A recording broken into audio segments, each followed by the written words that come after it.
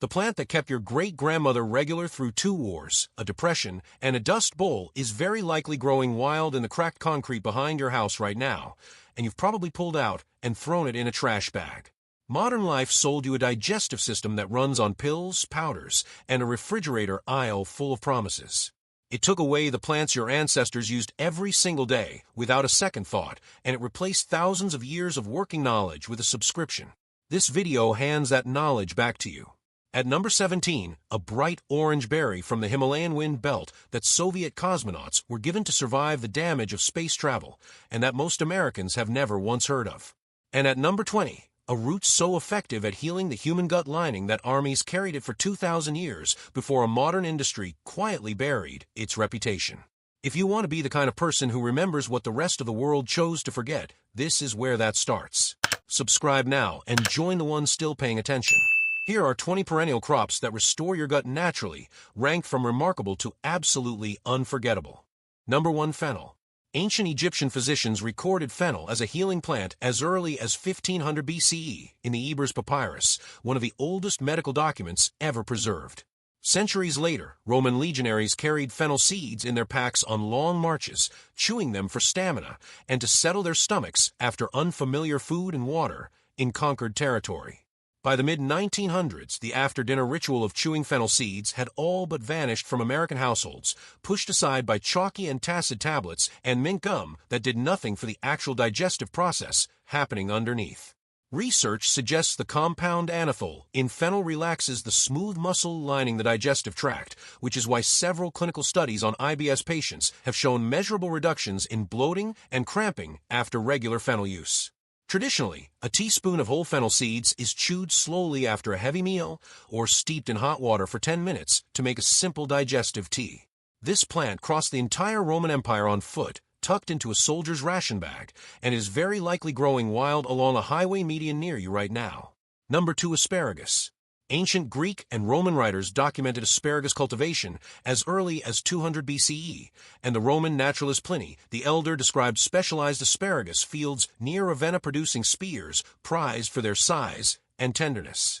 Modern agriculture kept asparagus around as a vegetable, but stripped away almost everything ancient physicians actually valued it for, not the flavor, but its effect on digestion and fluid balance in the body.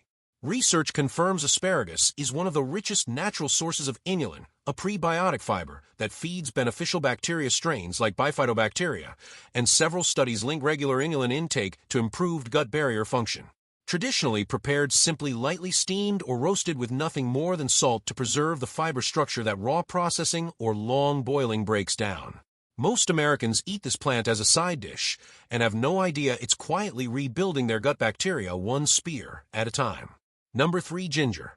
Ginger has been cultivated in South and Southeast Asia for over 5,000 years, and Chinese physicians were formally prescribing it for digestive complaints by at least 400 BC, listing it in some of the earliest surviving herbal texts in human history.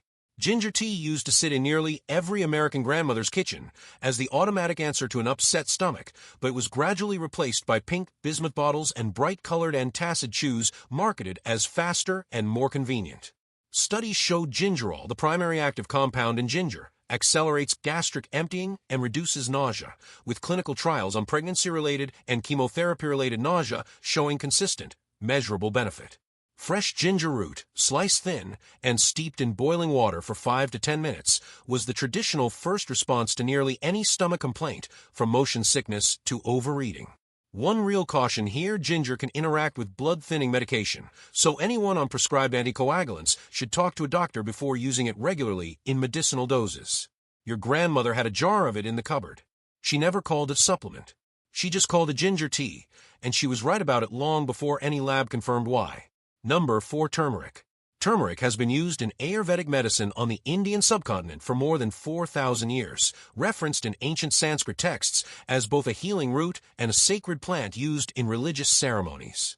For most of the 20th century in America, turmeric was treated as nothing more than a coloring agent for mustard and curry powder, its medicinal reputation dismissed as unscientific folk belief with no serious research behind it. Research confirms curcumin, turmeric's primary active compound, has measurable anti-inflammatory effects on the gut lining, and multiple studies have linked it to reduced markers of intestinal inflammation when paired with black pepper for absorption. Traditionally prepared as golden milk turmeric simmered in warm milk with a pinch of black pepper, a combination that traditional healers used centuries before anyone understood the chemistry behind why it worked. A genuine warning worth knowing: high-dose turmeric supplements have been linked to gallstone complications in people with existing gallbladder issues, and it can also interact with blood thinners. We spent billions of dollars developing synthetic anti-inflammatory drugs, chasing an effect that was sitting in a root sold for pennies in spice markets for 4,000 years. Number 5. Dandelion. Dandelion has been used medicinally since at least the 10th century by Arabic physicians, and it later became a staple of European folk medicine where entire families knew exactly which part of the plant treated which ailment. American homeowners spent the last 70 years waging a chemical war against dandelions with herbicide, treating a genuinely useful medicinal plant as nothing more than an eyesore on an otherwise perfect lawn. Research suggests dandelion root stimulates bile production, which supports fat digestion, and several studies point to its prebiotic fiber content feeding beneficial gut bacteria in ways similar to chicory root. Traditionally, the root is roasted and brewed into a coffee-like beverage, while the young leaves are eaten raw in salads for their bitter, digestion-stimulating compounds. Worth knowing: people with a known ragweed allergy can sometimes have a cross-reaction to dandelion, since the two plants belong to the same botanical family. This weed is still growing in almost every yard across the United States. Right now, the only question is whether you'll recognize what you're standing on top of. Number 6. Chicory root. Chicory has been cultivated since ancient Egyptian times and was later prized across France and Belgium, where wartime coffee shortages in the 1800s and 1900s made roasted chicory root a staple substitute brewed in nearly every household. Once coffee supply chains stabilized after the World Wars, chicory quietly disappeared from the American pantry, remembered mostly as a wartime substitute rather than the genuinely beneficial root it actually was. Studies show chicory root is one of the most concentrated natural sources of inulin fiber available, and clinical research has linked regular inulin intake to increased populations of beneficial gut bacteria and improved stool regularity. Traditionally, the root is dried, roasted, and ground into a coffee-like drink, sometimes blended directly with actual coffee, a practice still common in parts of Louisiana today. One caution: because it's so concentrated in inulin, chicory root can cause noticeable gas or bloating in people with sensitive digestion or existing IBS, so it's worth starting with a small amount. An entire generation survived on this root during wartime shortages, and somewhere along the way, we decided it wasn't worth remembering once real coffee came back on the shelves. Number 7. Jerusalem artichoke. Native to North America, Jerusalem artichoke, actually a variety of sunflower, was a staple crop for indigenous peoples for thousands of years before French explorers brought it back to Europe in the early 1600s. Despite once being seriously considered as a staple crop to rival the potato, Jerusalem artichoke was gradually pushed out of American agriculture entirely, remembered today mostly as a gourmet novelty rather than the reliable perennial food source it once was. Research confirms this tuber contains one of the highest concentrations of inulin found in any food plant, and studies link that fiber to improve short-chain fatty acid production in the gut, a key marker of digestive health. Traditionally roasted or boiled like a potato, the tuber has an earthy, slightly sweet flavor and was a dependable food source through harsh winters when other crops failed. A real and well-documented warning: its high inulin content earned it the nickname fartichoke for a reason, and eating too much too quickly can cause significant gas and cramping. Most Americans have never planted, cooked, or even seen this vegetable, despite it growing wild across huge stretches of the country their own ancestors once depended on. Number 8. Burdock root. Burdock root has deep roots in both traditional Chinese medicine and Japanese cuisine, where it's known as gobo, and it was also a staple of European folk healing traditions dating back centuries before formal botanical science existed.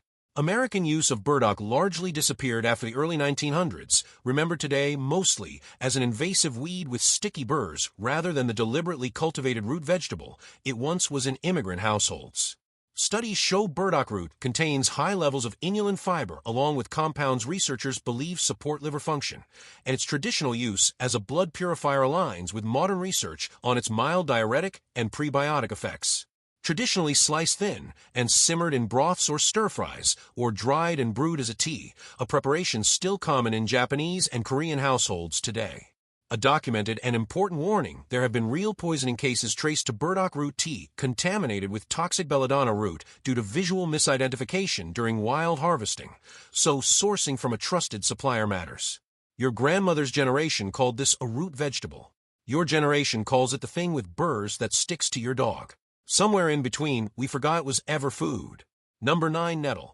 Stinging nettle has been used medicinally across Europe since at least the time of ancient Greece, and Roman soldiers reportedly used it topically to keep circulation up in cold, wet campaign conditions across northern Europe. Nettle's reputation as a genuinely nutrient-dense food source was buried under its reputation as a painful weed, and most Americans today only know it as something to avoid brushing against on a hike. Research suggests nettle is rich in minerals and has demonstrated anti-inflammatory properties in multiple studies, with some research pointing to benefits for gut lining integrity when the leaves are properly prepared and consumed as tea or cooked greens.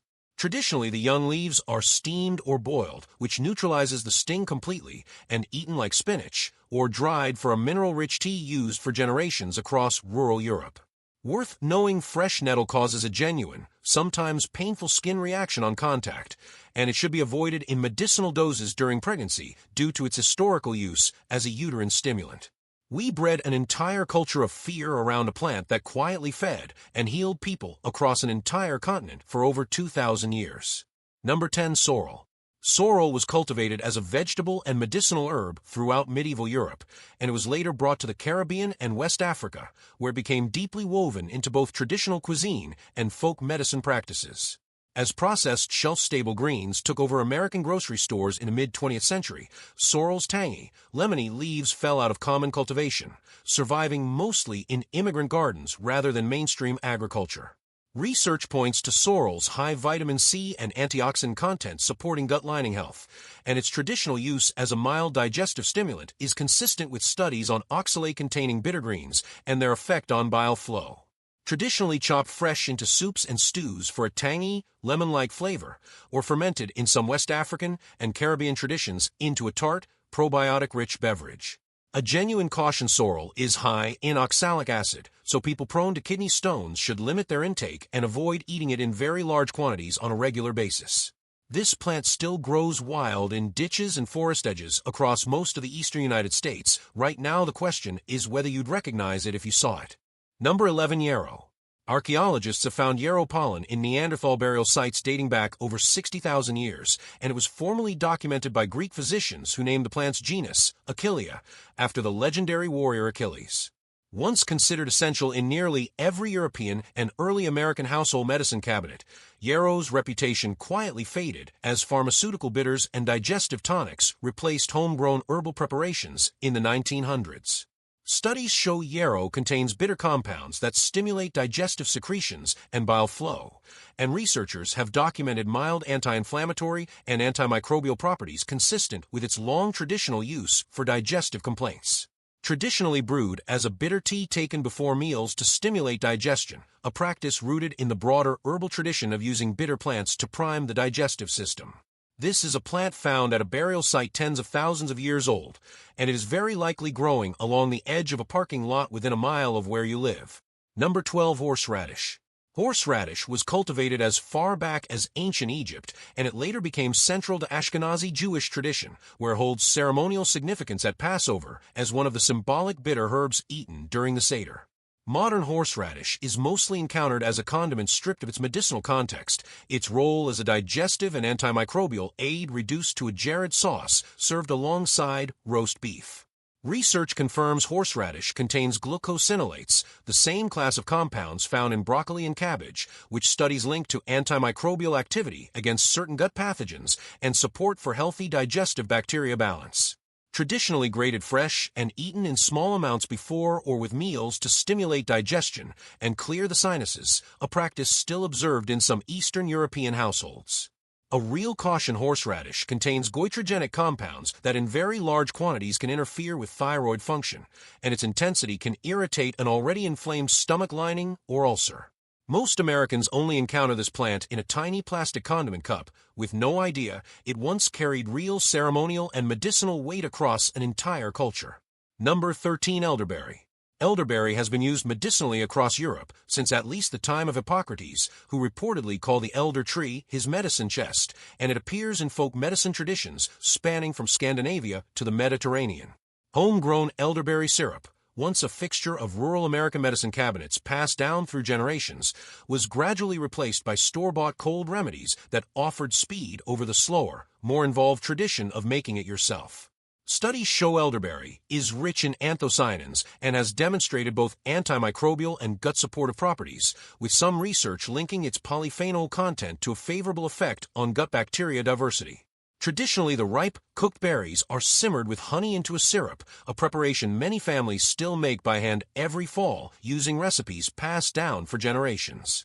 An important warning: raw or unripe elderberries and the plant's leaves and stems contain compounds that convert to cyanide in the body, so the berries must always be fully ripened and cooked before use. Your grandmother had a name for the syrup she made every autumn. She kept it in the same cabinet every single year. We forgot to ask her why she never once got sick that winter. Number 14. Marshmallow root.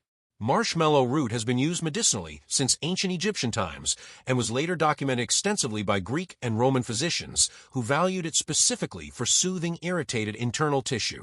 The modern candy that stole its name has almost entirely erased public memory that marshmallow was originally a genuine medicinal root, not a sugar-based treat roasted over a campfire.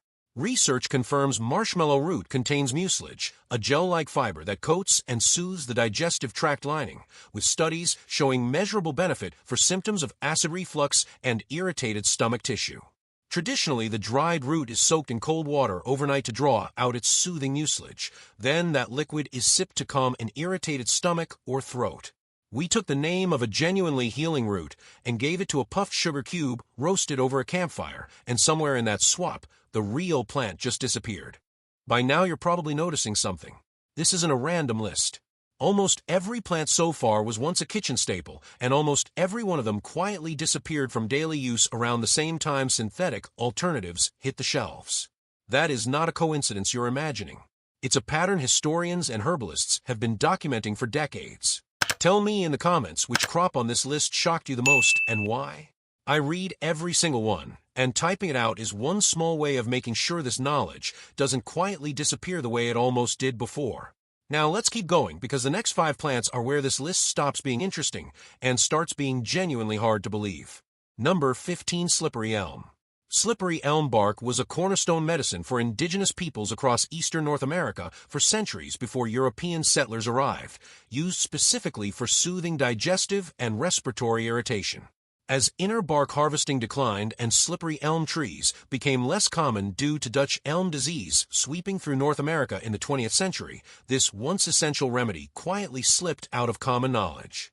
Studies show slippery elm's inner bark contains mucilage similar to marshmallow root, and research has documented its ability to coat and protect the gut lining, with some clinical interest in its use for IBS symptom relief. Traditionally, the inner bark is ground into a powder and mixed with warm water into a soothing gruel, taken to calm digestive upset or a sore throat. Worth knowing, because slippery elm coats the digestive tract, it can slow the absorption of other medications, so it should be taken at least an hour apart from any prescription drugs. This tree nearly disappeared from an entire continent due to disease, and the medicine inside its bark almost disappeared right along with it. The question is whether it makes it to the next generation at all. Number 16. Plantain. Not the banana relative, this broadleaf plantain was so closely tied to European settlement of North America that indigenous peoples began calling it white man's footprint because it seemed to spring up wherever colonists walked. Despite being one of the most common and widely recognized medicinal weeds in history, plantain's reputation was reduced to a stubborn lawn nuisance, its healing properties buried under decades of herbicide marketing. Research confirms plantain leaves contain mucilage and anti-inflammatory compounds, and studies have documented measurable wound healing and gut-soothing effects consistent with its centuries of traditional use. Traditionally, the fresh leaves are chewed or crushed and applied directly to skin irritation, and dried leaves are steeped as a tea for soothing digestive inflammation. This plant followed human footsteps across an entire continent and is very likely growing in the cracks of your own driveway at this exact moment. Number 17. Sea buckthorn. Sea buckthorn has grown along the harsh, windswept slopes of the Himalayas and Central Asia for thousands of years, and ancient Tibetan medical texts documented its use for internal healing long before Western science took notice. Sea buckthorn remained almost entirely unknown in the West for centuries, overshadowed by more commercially familiar fruits, until Soviet researchers began seriously studying it in the mid-20th century. Studies show sea buckthorn oil supports the integrity of the gut mucosal lining, and Soviet-era research specifically documented its use in protecting cosmonauts from radiation damage sustained during early space missions. Traditionally, the berries are pressed for oil or juice, both taken internally to support tissue healing, a practice still central to Tibetan and Mongolian herbal medicine today. A real caution: sea buckthorn has a mild blood-thinning effect, so anyone scheduled for surgery or already on anticoagulant medication should discuss it with a doctor before regular use. Soviet cosmonauts were given this berry to survive damage from actual space travel, and most Americans have never once heard its name. Number 18. Rhubarb. Rhubarb has been used medicinally in China for over 2,000 years, documented in some of the earliest Chinese medical texts, and it later traveled the Silk Road to become a prized, expensive import in medieval Europe. Once valued specifically for its medicinal root, rhubarb was gradually reduced in the American imagination to nothing more than a tart pie filling, its original digestive and detoxifying use completely erased from common memory. Research confirms rhubarb root has documented effects on digestive regularity, and studies have investigated its fiber and compound content for supporting healthy bowel function when used appropriately.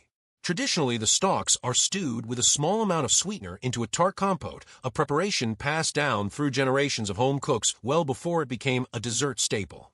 A critical and well-documented warning: rhubarb leaves contain dangerously high levels of oxalic acid and are genuinely toxic if eaten.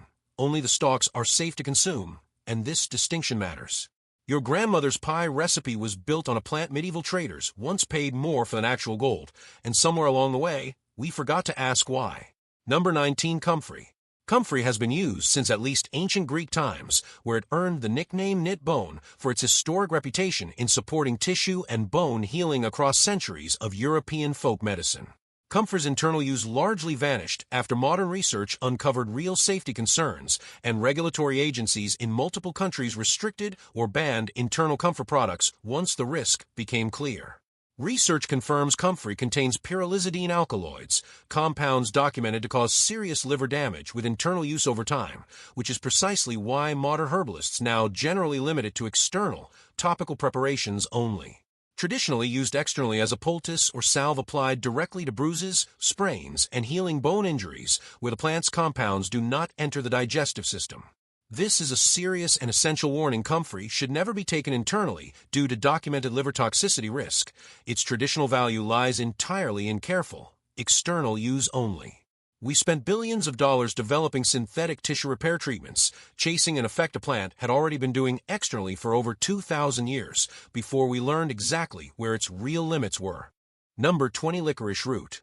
Licorice root has been used medicinally for over 4,000 years, found among the burial treasures of Egyptian pharaoh Tutankhamun, and documented extensively in both ancient Chinese and Ayurvedic medical traditions. Real licorice root nearly disappeared from American shelves entirely, replaced by cheap anise-flavored candy that carries the name but contains none of the actual plant or its documented compounds. Research confirms deglycyrrhizinated licorice, known as DGL, supports the mucous lining of the stomach and has been studied specifically for its role in soothing and helping repair irritated gut tissue, including documented research on ulcer healing. Traditionally, the dried root is chewed directly or brewed as a tea, and in its DGL form it's chewed as a tablet before meals to support the stomach lining. A serious and necessary warning: regular full-strength licorice root can raise blood pressure and deplete potassium levels with prolonged use, which is exactly why the DGL form exists and is the safer choice for regular use. This root was buried in a pharaoh's tomb as something worth carrying into the afterlife, and is still growing quietly across most of the American Southwest. Right now the question is whether you will ever go looking for it. 20 plants. 20 civilizations that figured out long before a single lab existed how to keep the human gut working the way it was built to work. None of this was folklore dressed up as medicine. It was careful, repeated generational observation, tested on real people over real centuries, and it worked well enough to survive the fall of empires, plagues, famines, and world wars. What finally erased it wasn't better science. In most cases, it was better marketing. A pill is easier to sell than a root you have to dig up yourself, and a shelf-stable supplement is easier to ship than a plant that only grows in its own season. Somewhere in that trade, something real was lost. Here's your challenge. Before you buy another bottle from a supplement aisle this month, go look at what's already growing within a mile of your house. Dandelion, nettle, plantain, and chicory grow wild across nearly every state in this country, completely free, and most people mow right over them. If this changed the way you think about what's growing in your own backyard, hit like right now. It tells this channel to keep digging up what got buried. Tell me in the comments, are you Team Dandelion or Team Nettle for your first backyard harvest? I want to know which one you're brave enough to try first. And if you want to keep remembering what the rest of the world chose to forget, subscribe and join the people still paying attention. Somewhere near where you're sitting right now, something is quietly growing that your great-grandmother would have known by name. The question is whether it takes you or another generation to ask what it was.